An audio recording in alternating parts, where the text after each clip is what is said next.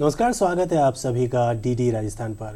DD Rajasthan के इस ख़ास प्रोग्राम बीच बहस में हम सदी की महामारी की बात करेंगे और साथ ही साथ इस महामारी के ख़िलाफ़ हमारी तैयारी, हमारी जंग की बात करेंगे। जी हाँ, आज के हमारे इस ख़ास प्रोग्राम में हम कोविड टीकाकरण महाअभियान की बात करेंगे। किस तरह से देश ने अपनी तरफ से इस महामारी के ख़िलाफ़ तैयारी की और इस तैयारी को अंजाम तक पहुँचाते हुए एक ख़ास ऐतिहासिक मकाम हासिल किया है। जी हाँ, देश 100 करोड़ से ज़्यादा डोज लगाने वाला दुनिया का एक महत्वपूर्ण देश बन गया है और कहीं ना कहीं भारत की प्रतिबद्धता कोविड के प्रति और यहाँ के लोगों के प्रति, आम जनता के प्रति हम अपनी तरफ से जाहिर कर रहे हैं। आज के हमारे इस कार्यक्रम में इस कोविड की जंग के तैयारियों को लेकर के और भविष्य को लेकर के बहुत महत्वपूर्ण चर्चा करने वाले हैं। आज के हमारे इस कार्यक्रम में हम स्वागत करेंगे हमारे ख़ास मेहमान डॉक्टर आरपी जोशी साहब का। बहुत बहुत स्वागत है। आप अपर निदेशक हैं केंद्र सरकार स्वास्थ्य योजना जयपुर के। CGHS के नाम से हम इस सेवा केंद्र को जानते हैं। डॉक्टर आरपी जोशी साहब, आज के इस कार्यक्रम का आगाज़ करें उससे पहले हम आपको बधाई देंगे, क्यों ना इस बधाई के साथ साथ इन तैयारियों के सिलसिले की भी बात करें। कोरोना वॉरियर्स ने अपनी तरफ से अपने आप को हर मुश्किल हालात के अंदर झोंक करके आखिर देश की इस उपलब्धि तक पहुंचाने में बहुत महत्वपूर्ण पड़ाव हासिल किया है। क्या कहेंगे आप, कितनी बड़ी उपलब्धि थी और कितना मुश्किल ये मकाम? सबको मेरा नमस्कार। आप सही कह रहे हैं कि ये बहुत बड़ा उपलब्धि है और इस शुभ अवसर पर मैं सभी को मेरा धन्यवाद कहना चाहता हूँ। खास करके हमारा कोरोना वॉरियर्स को, हमारा हेल्थ वर्कर्स है, डॉक्टर, स्टाफ, हमारा सफाई वाला से सिक्योरिटी से बढ़कर सभी ने, और इसके साथ साथ बहुत सारा लोगों ने ये उपलब्धि हासिल करने के लिए बहुत महत्वपूर्ण परिश्रम दिया है। वो सब लोग बैक एंड में होते हैं, लाइक सॉफ्टवेयर लोग होते हैं, सपोर्टिव होते हैं, और वैक्सीन ट्रांसपोर्ट करने में, वैक्सीन मैन्युफैक्चर करने में, इस अभियान का एक बहुत बड़ा ये है कि बहुत सारा लोग इसमें कोऑपरेट किया और इसके साथ हमारा सभी देशवासियों में भी इसमें बहुत सारा कोऑपरेशन किया। तो सभी के सहकार से we have been able to achieve, ये बहुत बड़ा माइलस्टोन है। अचीव करने में बहुत सारा लोगों का मेहनत है। मैं सभी को ये शुभ अवसर पर धन्यवाद देना चाहता हूँ और ये बहुत गर्व की बात है कि हमारा देश बहुत बड़ा देश है। इसमें बहुत सारा कल्चरल डिफरेंसेस है, क्लाइमेट डिफरेंस है, इवन जियोग्राफिकली भी हम बहुत बड़े हैं। In spite of all this हमने ये 100 करोड़ टीकाकरण अभियान we are able to achieve. ये बहुत खुशी की बात है। डॉक्टर जोशी, कहना बहुत आसान होता है कि देश ने 100 करोड़ के इस माइलस्टोन को हासिल कर दिया, लेकिन यहाँ तक पहुँचना इतना आसान नहीं है। प्रधानमंत्री खुद अपनी तरफ से देशवासियों को संबोधित करते हैं, उनको विश्वास दिलाते हैं और उनका खुद का भी नारा है सबका साथ, सबका विश्वास, सबका प्रयास, जो कहीं ना कहीं इस ड्राइव के अंदर, इस महाअभियान में हमें नज़र भी आता है। आपसे ये ज़रूर जानना चाहेंगे, क्योंकि सिर्फ देशवासी ही नहीं और सिर्फ मिलिट्री स्टाफ ही नहीं, ये कहें कि आज के इस दौर के अंदर जो आपका मेडिकल स्टाफ था यही नहीं है, लेकिन इस पूरे ड्राइव को आम जनता तक पहुँचाने के लिए एक बहुत बड़ा मैकेनिज़्म बनाया गया था। और भले ही इस अभियान को 100 करोड़ तक पहुंचने के लिए 272 दिन लगे हैं, लेकिन बीते अगर 50-60 दिन की बात करें तो करीब 50 करोड़ के आंकड़े को हमने पार किया है बीते दिनों के अंदर।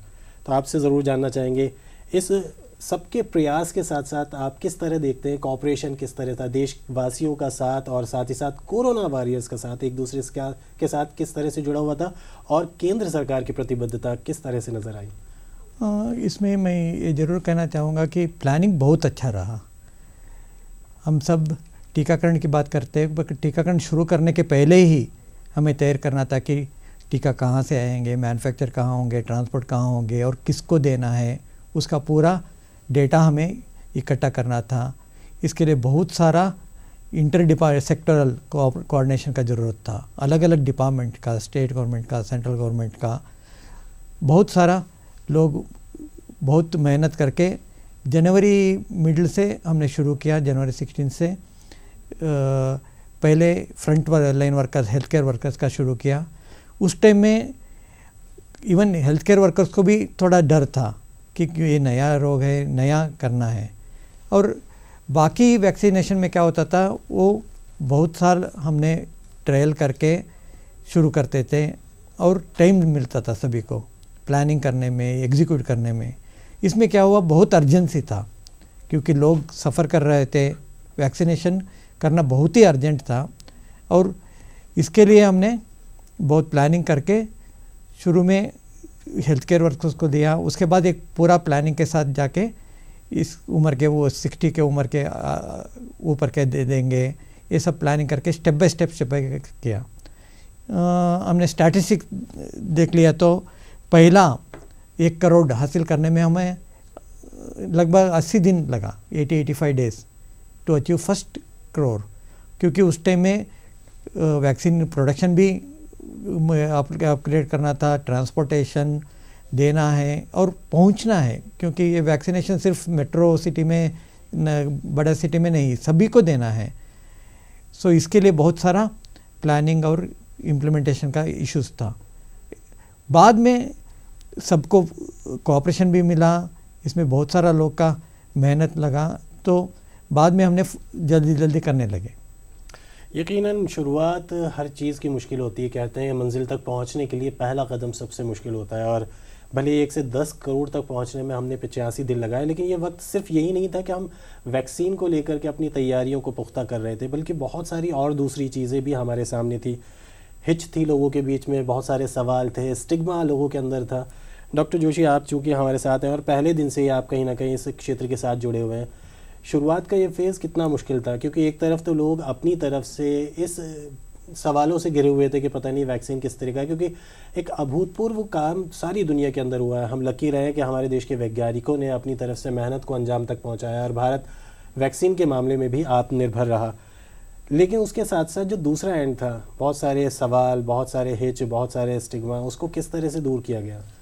इसमें आप सही कह रहे हैं कि पहले शुरू में सभी को, हेल्थ केयर वर्कर्स, इवन मैं डॉक्टर हूँ, मुझे भी थोड़ा ये था कि क्या है, कौन सा तरीका का वैक्सीन है, किस वैक्सीन देने में क्या कॉन्ट्राइंडिकेशन हमें देखना पड़ता है, ये सब सवाल आता था। तो इसमें हमने इंफॉर्मेशन टेक्नोलॉजी यूज़ किया, बहुत सारा डॉक्टर्स के लिए, स्टाफ के लिए वेबिनार किया, हेल्थ अवेयरनेस टॉक्स किया और हेल्पलाइन किया। इधर हमारा CGHS में एक कोर कमेटी बना के किसी को किसी डाउट्स है उसको पूछ सकते हैं, ऐसा बहुत सारा प्लान करके सोशल मीडिया यूज़ किया।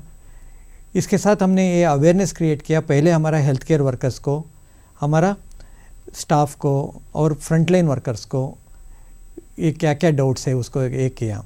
और शुरू में बहुत सारा ऑब्जर्वेशन भी किया कि किसी को कुछ हो रहा है क्या। लकीली वैक्सीन बहुत सेफ़ रहा और भारत देश में 2 टाइप का वैक्सीन अभी उपलब्ध है, एक एडिनोवायरस बेस्ड है और दूसरा फुल कोरोना वायरस बेस्ड है। दोनों सेफ़ रहा, इसलिए आते आते लोगों को भी थोड़ा ये कॉन्फिडेंस आने लगा कि हम ले सकते हैं, और हेल्थ वर्कर को देख के बाकी लोग भी, उसका डर भी कम होने लगा कि वो लिया है हम भी ले सकते हैं। शायद ये कॉन्फिडेंस ही है कि बीते अगर 50 दिन के आंकड़े की बात करें तो हमने करीब 44-45 करोड़ से ज़्यादा वैक्सीन डोज अपने देशवासियों को लगाई है। लेकिन डॉक्टर जोशी, आपसे ज़रूर जानना चाहेंगे, वैक्सीन को लेकर के भ्रांतियाँ भी थी, सवाल भी थे, लेकिन हम अगर अपने पास्ट वैक्सीनेशन प्रोग्राम की बात करें, पोलियो को लेकर के हमारे यहाँ, इसके अलावा भी बहुत सारे दूसरे वैक्सीनेशन प्रोग्राम हमारे यहाँ पर चलते रहे हैं। उन प्रोग्राम्स को अगर हम अपने इस कोविड प्रोग्राम के साथ, कोविड वैक्सीनेशन महाअभियान के साथ जोड़ें तो कितना मुश्किल, कितना आसान पाते हैं आप? इसमें दोनों हुआ। इंडिया में हमारा भारत देश का एक मेजर एडवांटेज रहा कि we had a very robust immunization programme, और उसमें सभी था, इम्यूनाइजेशन कैसे होगा, वैक्सीन कैरियर एक जगह से दूसरे जगह कोल्ड चेन में कैसे ले आए, उसके लिए था, पूरा रिटर्न डाउन पॉलिसी था। स्पेशली पोलियो, बहुत सारा पोलियो वैक्सीन होता है, बहुत हीट सेंसिटिव होता है, सो हमें पूरा एक्सपीरियंस था, और हमारा हेल्थ केयर वर्कर्स को भी एक्सपीरियंस था, वो छोटे बच्चे को पूरा वैक्सीनेशन दे रहे हैं, तो पूरा सिस्टम था। दूसरा एक सिस्टम था मॉनिटरिंग का, वो भी हमारा बहुत रोबस्ट पहले से चल रहा था, क्योंकि हमारा पूरा वैक्सीनेशन प्रोग्राम और एडवर्स रिएक्शन कुछ हुआ, वो वैक्सीन रिलेटेड है नहीं है, वो पूरा देखने के लिए क्या करना है, कौन क्या करेगा, साइंटिफिकली एनालाइज करने के लिए पूरा सिस्टम बहुत अच्छा रोबस्ट था। ये सिस्टम हमें दैट बिकेम एडवांटेज होगा इधर, क्योंकि ये वैक्सीन नया था। शुरू में हमें भी डाउट्स था कि कितना स्टोर करेगा, इंडिया में एक जगह से दूसरे जगह लेने में कुछ होता है क्या, ट्रांसपोर्ट कैसे करना है, स्टोर कैसे करना है। बट वो एक्सपीरियंस बहुत यूज़ में आ गया कि हम ये वैक्सीन भी कर सकते हैं। और इधर मेजर यूज़ ये हुआ कि हमारा हेल्थ केयर वर्कर्स और फ्रंटलाइन वर्कर्स का एंथुजियाज़म वो बहुत खुशी से आगे आके उन्होंने भी वैक्सीनेशन लिया और दूसरों को भी वैक्सीन के लिए सपोर्ट दिया। और इतना आसान नहीं है कि बहुत एक रिमोट विलेज है, उधर जाना, उधर देना, उसको मॉनिटर करना क्या हो रहा है, उसको कुछ डाउट्स है तो क्लियर करना, वो उसको उसकी भाषा में समझाना, ये सभी में बहुत सारा लोग, फॉर एग्जांपल हमारा दूरदर्शन भी बहुत सारा इसमें प्रोग्राम किया। और बाकी दे यूज्ड बहुत सारे innovative methods like folk artist को इन्वॉल्व किया, लोकल टीचर्स को, इसको सभी यूज़ करके we spread the health awareness, एक साइंटिफिक वे में मॉनिटर करके वी अचीव दिस। यकीनन बहुत अथक प्रयास और सम्मिलित सामूहिक प्रयास का एक परिणाम है कि आज हम इस 100 करोड़ वैक्सीनेशन डोज माइलस्टोन को हासिल कर पाए हैं। लेकिन ये एक पड़ाव ही है, मंजिलें अभी काफ़ी दूर हैं और हमारी इन मंजिलों तक पहुंचने के लिए हमें देशवासी के सहयोग की पूरी ज़रूरत पड़ेगी। लेकिन उत्साह का आपने जिक्र किया डॉक्टर जोशी, अगर हम उत्साह की बात करें तो एक तरफ हेल्थ वर्कर्स का उत्साह था, है और बना रहेगा, लेकिन साथ ही साथ ये उत्साह हमें सेल्फ मेड वैक्सीन की तरफ भी लेके गया। देश के वैज्ञानिकों ने अपनी तरफ से इतनी तेज़ी से, इतनी जल्दी एक ऐसा वैक्सीन बना करके दिया जो सारी दुनिया के अंदर बहुत ही सुरक्षित माना गया। और जिस तरह से आप बता रहे हैं कि अभी तक कोई ख़ास दुष्परिणाम इसके सामने नहीं आया, कितना महत्वपूर्ण है भारत के लिए, क्योंकि जब कोविड का आगाज़ हुआ था सारी दुनिया निगाहें भारत की तरफ थी कि भारत इस महामारी से कैसे लड़ता है। लेकिन अब हम उस स्थिति के अंदर हैं, हम दुनिया के सबसे बड़े ड्राइव को चला रहे हैं। जी, ये बहुत खुशी की बात है कि इवन दो ये बहुत बड़ा चैलेंज था, हमारा भारत देश ने इसमें सक्सेसफुल रहा। और अभी भी there are many so called advanced nations, उसके पास वैक्सीन बनाने का क्षमता नहीं है, वो वैक्सीन बाहर से लेना पड़ता है। हमारा भारत देश में वैक्सीनेशन शुरू से ये करके we developed our own vaccine which has found to be equally effective and safe, which is very एक प्राउड मोमेंट है, बहुत गर्व की बात है। दूसरा ये है कि हमारा देश कंपेयर टू बाकी सब बहुत सारा देश के कंपेयर किया तो हमारा एरिया भी बहुत ज़्यादा है और हमारा पॉपुलेशन भी ज़्यादा है। पूरा कवर करने में, वैक्सीनेशन पूरा सभी जगह पहुंचने में we have been really successful. But आपने सही कहा कि वी शुड नॉट रिलैक्स। अभी भी 100 करोड़ है, बहुत अच्छा हुआ, मगर मेरा एक विनंती है सभी देशवासियों को कि जो ने पहले डोज लिया है ज़रूर दूसरा डोज ले लीजिए, 2 डोज बहुत ज़रूरी है। दूसरा, किसी लोगों को किसी डाउट्स है, वो फर्स्ट डोज भी नहीं लिया, वो प्लीज़ आपका नज़दीक का आपका हेल्थ वर्कर्स को, डॉक्टर्स को संपर्क करें, आपका डाउट्स क्लियर करें और please take the first dose. Vaccination corona अभी भी हमारे साथ है, कम हुआ है, खुशी की बात है, मगर ज़ीरो नहीं हुआ है, नहीं चल गया है। We should prevention is always better than cure.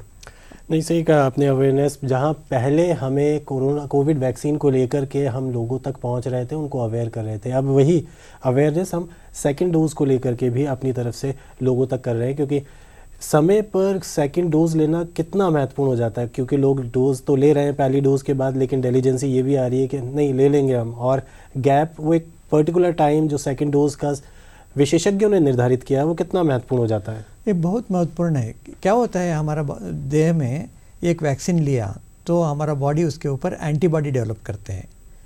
वो एंटीबॉडी कुछ दिन में कम होने का डर होता है, इसलिए हम सेकंड डोज, बूस्टर डोज बोलते हैं, सेकंड डोज देते हैं। सेकंड डोज देने से 2 एडवांटेज होता है, एक तो एंटीबॉडी बहुत ज़्यादा बढ़ेगा, दूसरा ज़्यादा दिन के लिए बढ़ेगा। तो इसके लिए आपने सही कहा कि साइंटिफिकली प्रूवन गैप है, वो निर्धारित गैप में लेना बहुत इम्पॉर्टेंट है। कोवैक्सीन में आपको 4 हफ्ते में लेना है और आपने कोविशील्ड लिया है तो 8 to 12 वीक्स में आपको सेकेंड डोज लेना है। अभी हमारा वैक्सीन प्रोग्राम में, कोविन प्रोग्राम में आपको मैसेज भी आएगा, रिमाइंडर भी आएगा, please take the second dose at the correct time so that you will be safe. So हमारा पूरा एंटीबॉडी आने वाले सेकेंड डोज लेने के 2-3 हफ्ते के बाद आता है। तो सेकेंड डोज फर्स्ट डोज के साथ सेकेंड डोज भी करेक्ट टाइम में लेना बहुत बहुत इंपॉर्टेंट है। डॉक्टर जोशी, एक महत्वपूर्ण बात ये भी होता है कि हम वैक्सीन की बात करते हैं, वैक्सीनेशन प्रोग्राम की बात कर रहे हैं, लेकिन आपने कहा है कि अभी वायरस हमारे बीच में ही है, क्योंकि अभी हम पूरी तरह से इससे मुक्त नहीं हुए हैं। तो वहीं पे महत्वपूर्ण हो जाता है कि हम अपने इस हेल्थ सिस्टम की भी बात करें, इस इंफ्रास्ट्रक्चर की भी बात करें। और चूंकि मौसम बदल रहा है और एक तरफ हमारे पास त्योहारी सीज़न भी आ रहा है, तो आप बताइए कि एक आम आदमी को अपनी तरफ से इस त्योहारी सीज़न को देखते हुए, मौसम के बदलते मिजाज को देखते हुए, बहुत सारी जो दूसरी बीमारियां हैं जो हमेशा रही हैं उनको देखते हुए कितना महत्वपूर्ण हो जाता है कि इस वक्त हमें किस तरह से अपने आप को नियंत्रित रखना है, और कोविड को देखते हुए वो नियंत्रण किस तरह से महत्वपूर्ण हो जाता है। कोविड में इंडिविजुअल और फैमिली का रोल बहुत बहुत इम्पॉर्टेंट है। हर आदमी आपका सुरक्षा देखना उसके लिए भी अच्छा है, उसके फैमिली के भी लिए अच्छा है, और समाज के लिए भी बहुत इम्पॉर्टेंट है। अभी आपने सही कहा है कि त्यौहार का मौसम आ रहा है और मौसम थोड़ा अच्छा भी हो गया तो लोग ट्रैवल भी करने लगे, टूर करने लगे और फंक्शंस भी शुरू हो गया है। ये अच्छी बात है कि हम नॉर्मल सी पर जा रहा है, मगर मेरा यही विनती है कि आप कोरोना का पूरा प्रिवेंटिव मेजर्स जारी रखें, मास्क ज़रूर पहने और अननेसेसरी ट्रैवल मत कीजिए।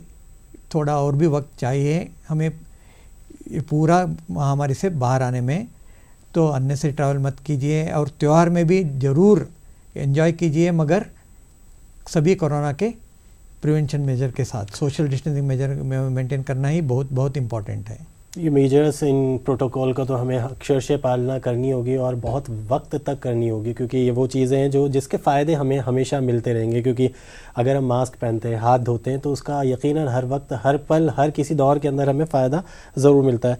लेकिन ये वक्त ऐसा है जब हम बहुत सारी उपलब्धियों की बात कर रहे हैं। डॉक्टर जोशी, आपसे जानना चाहेंगे, इन उपलब्धियों के पीछे बहुत कुर्बानियाँ भी हैं।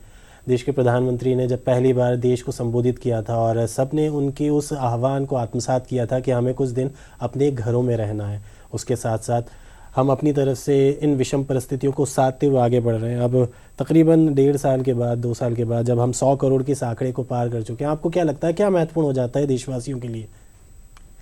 नहीं, बहुत इम्पॉर्टेंट आपने एक पॉइंट आउट किया कि इसमें बहुत सारा सेक्रीफाइस भी है। हेल्थ केयर वर्कर्स की बात की है तो हमारा पूरा हेल्थ केयर वर्कर्स पूरा कंटिन्यूस काम में लगे हुए थे। जब लॉकडाउन थे, बाकी लोग घर में थे, उस टाइम में बाहर निकलना उसके लिए भी डर होता है और घर वाले वासियों को भी डर होता था। And unfortunately we have lost many young and senior doctors, staff, health care workers, frontline workers to this corona. In spite of that, the other people, they continue to work, they continue to guide others. So this is very very important कि we have to recognize their sacrifices and go ahead. तो ये सही है, क़ुरबानियों को देखते हुए आने वाले भविष्य के सुनहरे पलों को हम ज़रूर देखें। इन्हीं भविष्य की अगर बात करें डॉक्टर जोशी, आपसे जानना चाहेंगे कि जहां हम इस 100 करोड़ के माइलस्टोन को पार कर चुके हैं, लेकिन देश की आबादी अभी इससे कई ज़्यादा है। अभी हमें हर एलिजिबल बंदे को वैक्सीन लगाना है। आपको क्या लगता है कि वो भ्रांतियाँ, ये वो बातें हैं, या जिस चीज़ को लेकर के हमें जागरूक होना चाहिए, वो कौन सी बातें हैं जिससे आज भी लोग अपने आप को थोड़ा दूर कर रहे हैं? नहीं, इसमें आपने सही कहा है कि we are not fully achieved. 100 crore is very very big landmark. मुझे खुशी है, गर्व भी है, मगर हमें पूरा 100% of the eligible people to vaccine लगाना है।